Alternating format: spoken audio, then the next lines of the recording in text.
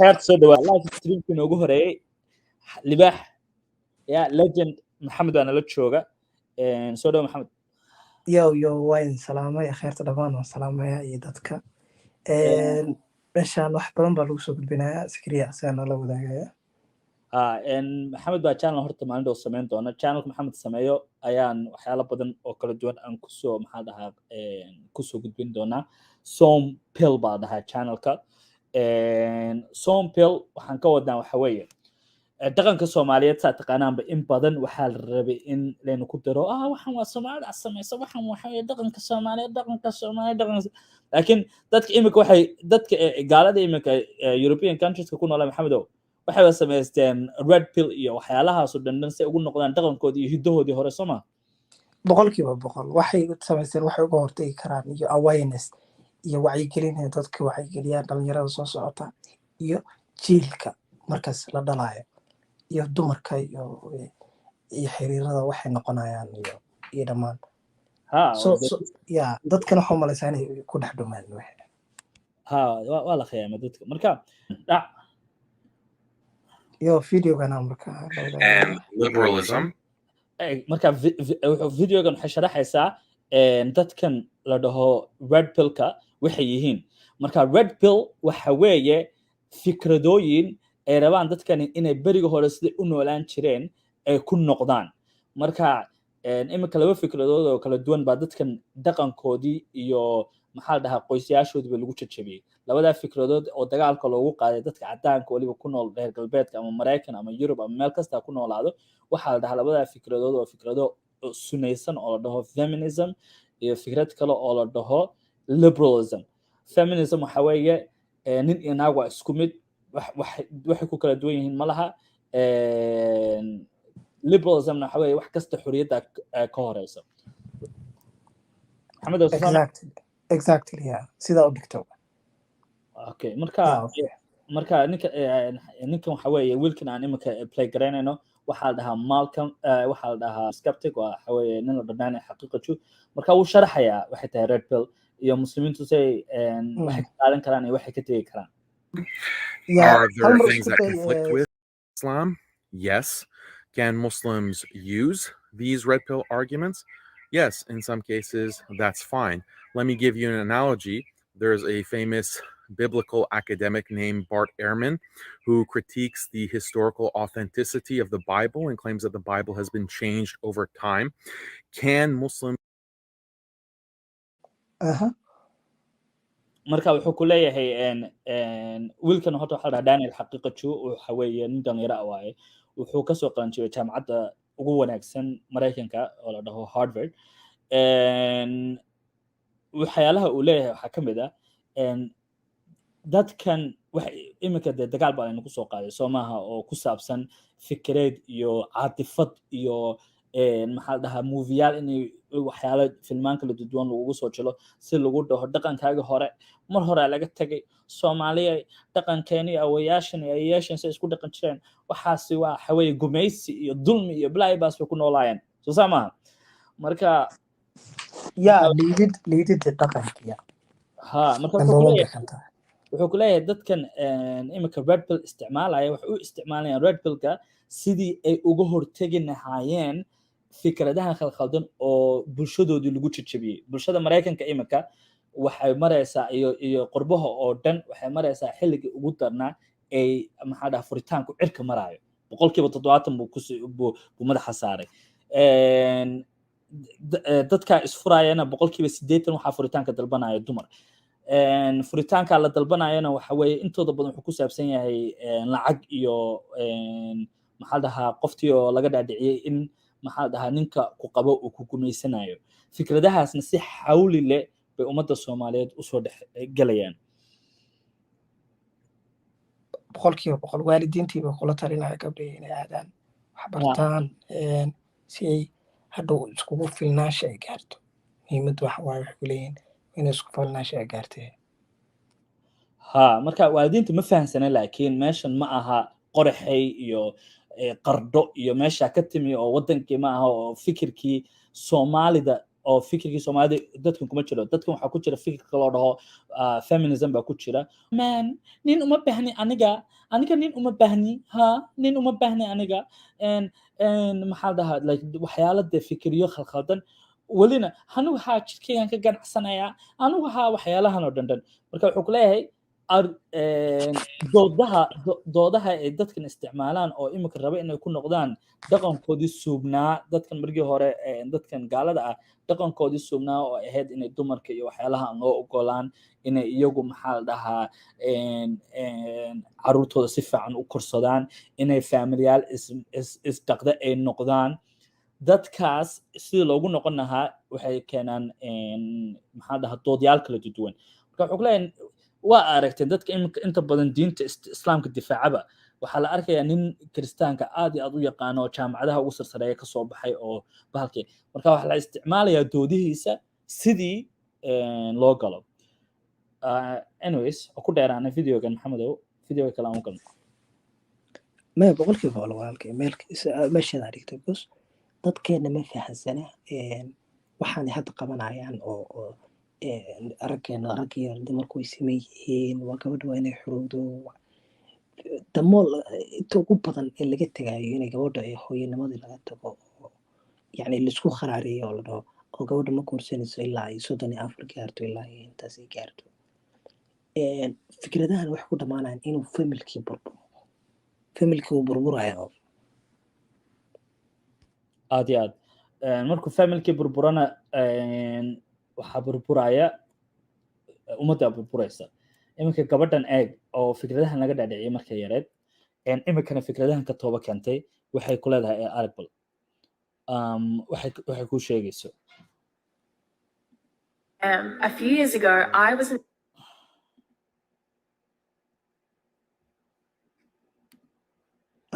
diyaar waa go on diyaar waay sama cid kasta waad aragtaan videoga si fiican bay u arkaan soo maha waxay tiri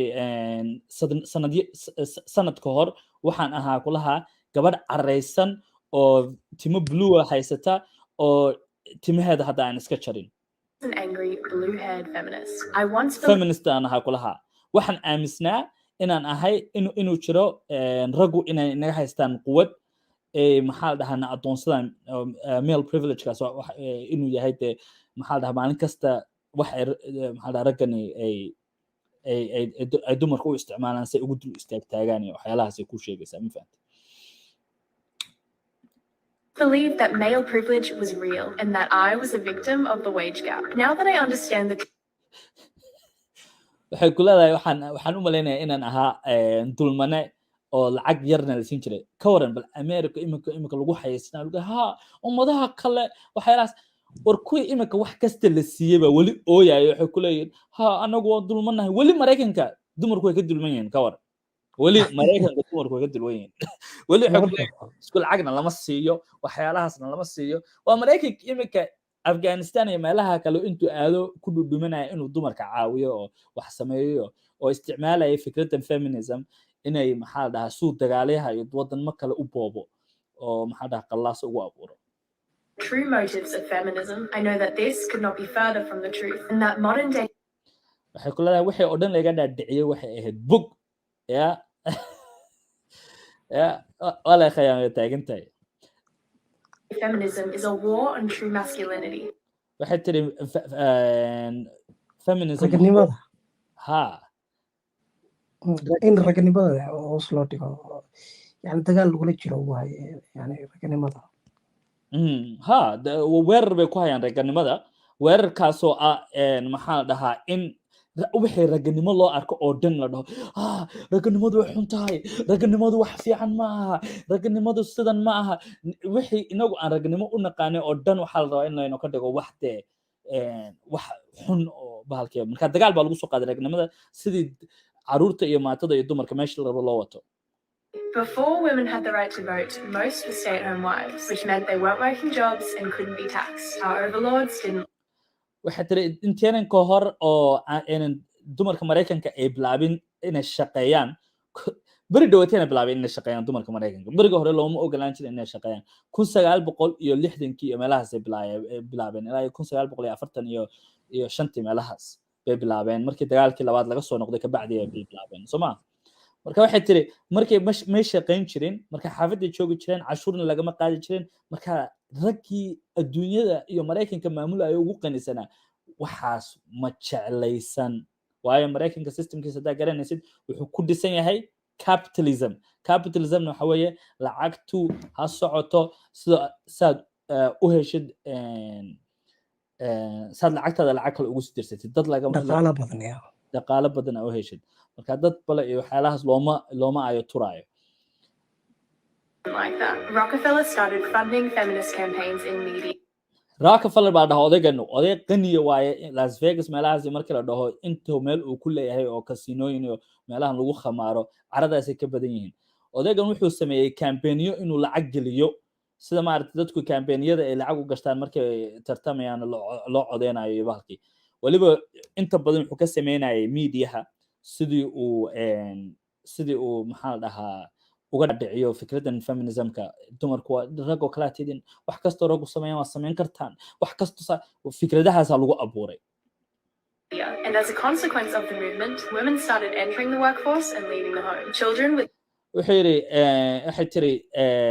sababta awgeed dumarkii way ka soo baxeen shaqooyin bay yimaadeen caruurtiina waa laga yimi marka caruurtii iyo hooyooyinkii baa la kala qaybiyay soo sama abi already shaqo ku maqnaa soo ma boqolkiiba yaa wixii meesha ka baxayaan qoysnimadii dadka isku xirnaa inay gabadha hooyo noqoto iyo ninkii asaga aabaha meesha ka baxayaan waxay dhan soo familkii meesha ku burburayaan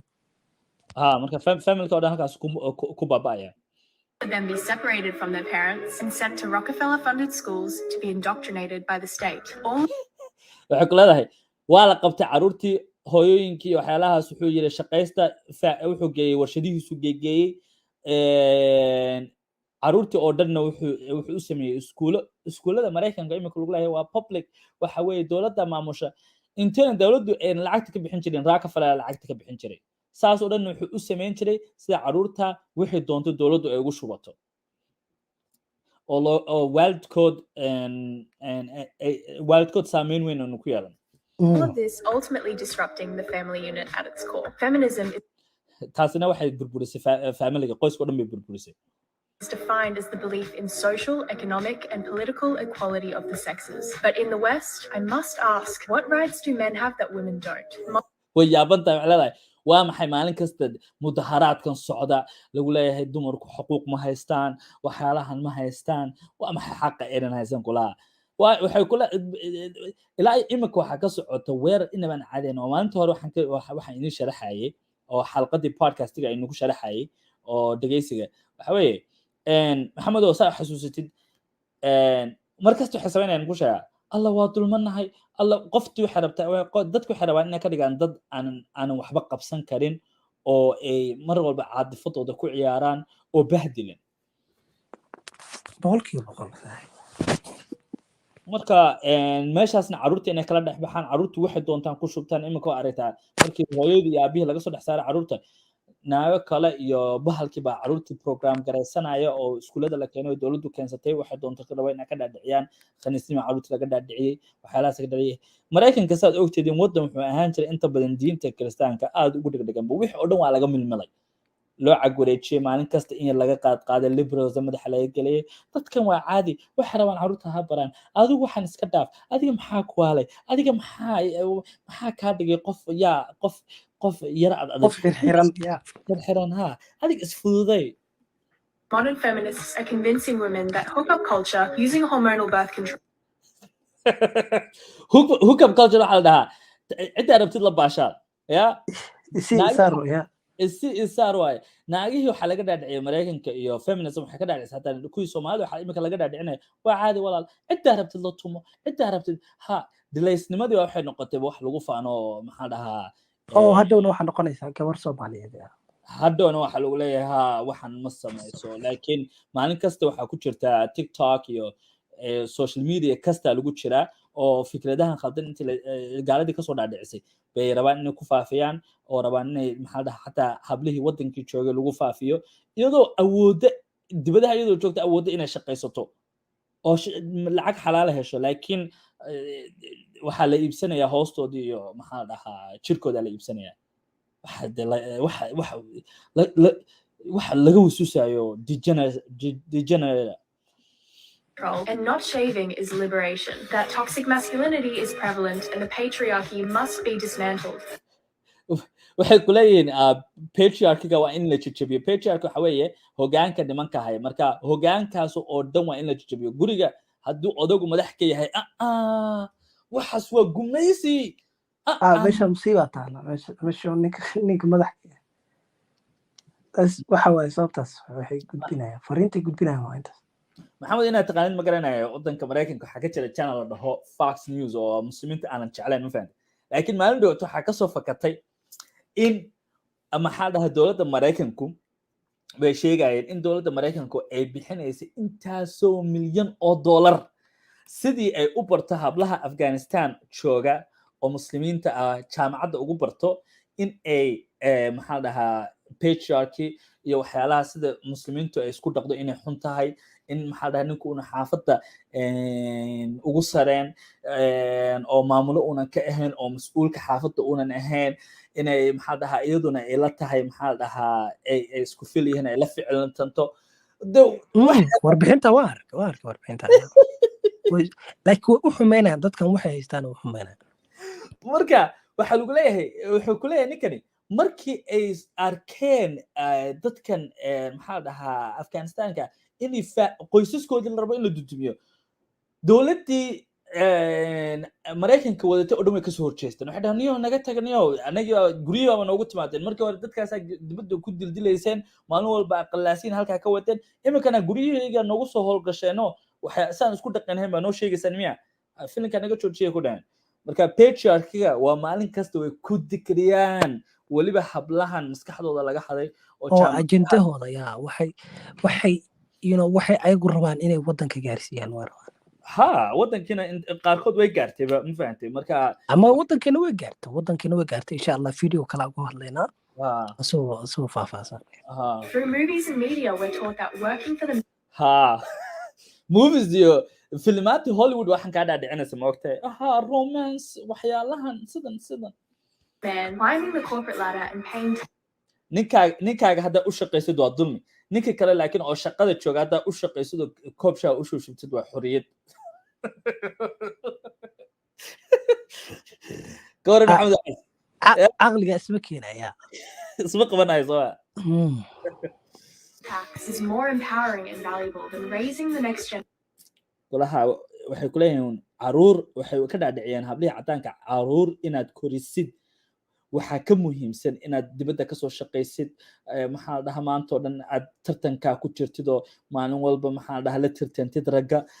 waxyaalahaas ka muhiimsan inaad caruur dhashid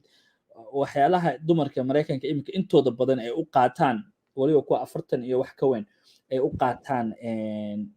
kiniinyaashan la dhaho antidepressantska oo murugada way murugaysan yihiin laakiin Khadija intay ku timaado waxay ku oranaysaa Mareykan inta ka timaado eeto dadka Mareykan jooga farxad ay ku noolyihiin farxad laakiin hablaha Soomaaliyeed murugo ku jiraan murugo laakiin waxa ma kala garanayso hadii ogaanay waxa waa laga meeshan waxaas looga saaraya insha Allah inta ay kiniiniyo ay qaataan hadii ogaanay waxa soo dhan ma oranayn generation. Women have lost touch with our natural loving instincts and kulaha waxaan naga lumay kulaha jacaylkii aan hooyanimo Ilaahay nagu abuuray fitradii birth rates kana umadeedina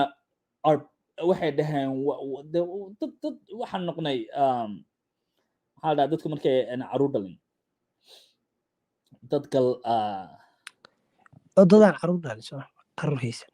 هذا لكن مقع جرينيه dadka markay kelmad baa jirtaniyo kelmad baa iga hoos baxday marka gumays ma aha qofka markuu caruur uunan dhalin oo de imika dad ma dhaleys oo kale noqoto caruur aadan dhalin ama caruur aadan ka tagin maxaa dhaha gablan ay ku gablameen iminka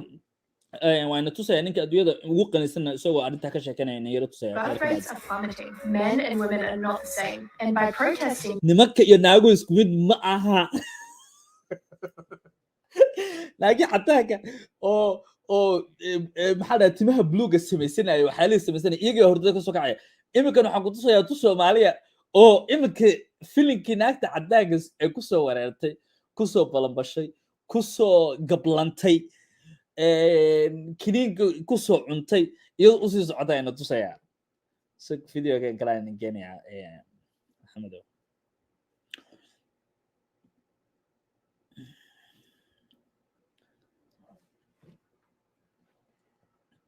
ya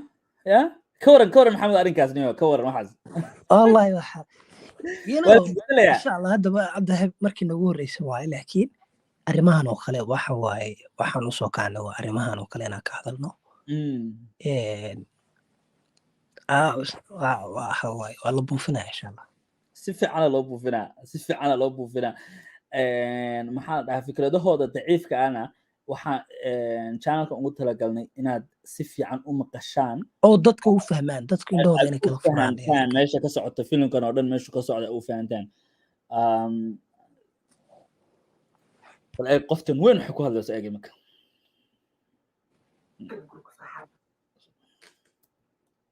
askariyo hal mar mood kala adina si fiican loo maqli karaa markaas nimankeena Soomaaliyeed dumar waxaad ogtihiin iyo hadaan ogeynba waa uga dartaaba waxaan way dhibaan waxaan ii sameey waxaan maxaad u yeel way uga dartaa marka anuguna dumarka caalamka la mid maniino guurka iyo ragga midayno waan jecelnahay inaan guursano waan jecelnahay inaan aroosno sababta xitaa noloshiya waxay naga noqoto gabarta la caayaayo koran kod boos meesha boos noo u fiirso qoftan si u barbardhigayso dumarka Soomaalida ma ahan dumarka caalamka oo kale ma dhahayso kaliya wuxuu la jeedaa yani westernka wadamada westernka dumarkooda oo kale ma ahan reer galbeedka ku reer galbeedka ula jeedaa waayo waxay taagan tahay dumarka reer galbeedka way ka maarmaan iyagu laakiin hadaa gabadh Soomaaliya tahay adigu markasta ma daynaysid guurka war imika lagu sheegay dadka markay guurkii daayeen reer galbeedka maxay sameeyaan ma aha hook up culture ya waxa maxay isticmaalaan bedelkooda hook up culture isaar kaliya banaankooda waxaad ku dhigtaa isaar waa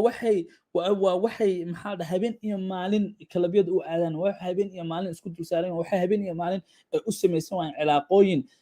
socda laakiin guurarka Soomaalidu 100% waxa weeye waa guul 100% way ka fiican yihiin guurarka gaalada 100% waxa weeye inaga maba maraayaba xadkaas hadduu ugu badnaado furitaanku imika ayaamaan inkastoo aad u soo badbadanayo waayo dad badana waxaan fikirkan qaadanaya hadduu ugu badnaado waxaan oranahay 15% hadduu ugu badnaado meeshan waxa la sii marayaa 80 laakiin guurka Soomaaliyeed adduunka dhan baa nagu qoslay oo adduunka nagu qoslay iyaga maxay iskula joogi waayeen haddii Hollywood iyo dadkaas oo dhan ay wax soo bareen diintuna inoo sheegtay dad maxaa dhahaa science-kuna uu sheegay dumarka yaanayna ka waalin waliba libaax adiga yaan lagaa waalin oo lagugu oran dhaqan kale oo dad kale sida kale isku dhaq waayo markasta aad saa isku dhaqdaan dadka islama joogaysaan laba dumar isma qaadi karaan hogaamintii waa meesha ka baxaysa korankood hogaamintii waa meesha ka baxaysa ninkaaga haddaa ku leedahay waxaan iga daa wuxuu ku dhibayo inuu kaa daayo laakiin inta badan waxyaalo idinka inii fiican baa rabtaa inaad ku tiraahdid iga daa hablaha sidan oo kalena waa saas waa waxyaalo u fiican inuu reerku u sameeyo because waa dareemaysaa waxaan waa rabtaa waxaana ka fikiraysaa short gratificationka imika waxa macmacaansada yar baa ka fikiraysaa marka waxaad taagan tahay balniyo suuq andhamiya waxan laakiin run ahaantii macmacaansashadaas waxaa kuu dhaanta adoo ninkaaga dhegaysta oo aad ka fikirtaan meesha loo socdo ma aha meesha imika la joogo bal dhegayso ninka adduunyada ugu qanisan oo imika isaga halkan aan tagay isaga ninka adduunyada ugu qanisan okay maxamed ma aragtaa What do you think is the biggest threat to mankind? waa ku arkaa I say the biggest threat right now. I think hadda ma arki karo waxa marka ninkan wuxuu ka hadlayaa sida ay u jiraan bahalkii sida ay u jiraan dhibaatada ugu weyn imika caalamka ka jirta in ay tahay dhibaatada Super low birth rate. Really? Yeah. Over like nuclear war, national ninkan waa ninka adduunyada ugu qalisan Elon Musk baa la dhahaa wuxuu ka hadlayaa dhibaatada adduunyada ugu weyn imika inay tahay gablan iyo caruurta iyo oo hoos u dhacaysa caruur dhalitaanka oo hoos u dhacaysa oo hadhow la waayi doono 100 sano ka bacdi mise 150 sano ka bacdi dadba la waayi doono dadka meesha ku soo harana ay noqon doonaan dadkuna ay aad hoos ku dhaci doonaan dadka adkaan doonana ay noqon doonaan dadka caruurta ugu badan haysta nabiguna wuxuu sallallahu alayhi wasallam noo sheegay maxamed oo sad xasuusitid caruurtiina badiya reerkiina badiya qoysaskiina isku waara noqda soo ma fahanti ya ilma dhalida ya laakiin hadda bulshadii fiirada waxa kusoo badanaya adigana aad aragtay oo laba dhali doontaa hadda waxbarashada wado baro muxuu ahaa jaamacadda markaa dhamaysa kadib baan ursanaysaa ya marka guurkii aad baa loola dagaalamaya dee guurkii xagga dambe la geliyay waa gaariga kursiga dambe buudka la geliyay meesha ugu dambeysa marka booska ugu dambeeya la geliyay booska ugu dambeeya waxa weeye haddii ay heshan waa heshay haddii kalena waxa weeye dee waa iska bahalkay laakiin jaamacadaha iyo waxyaalaha kale iyo shaqooyinka iyo sidaas loola waxa kale ka xoog weyn ya waxa kale waa in xoogga u saartid kadib markaas loo imaanayo oo waxyaalaha ku tusaysa tay Soomaalidu inay wali haysataan waxa la dhaho scarcity mindset oo maskax faqri ay ku jirto waayo markasta waxay rabaan waxay u maleeyaan inaynan badbaadeen laakiin ilaahay ba lacagta iyo wax kasta ka timaadaa yes waa inaad isdiyaarisid waa inaad waxyaalahaas oo dhan samaysid waa inaad shaqaysatid waa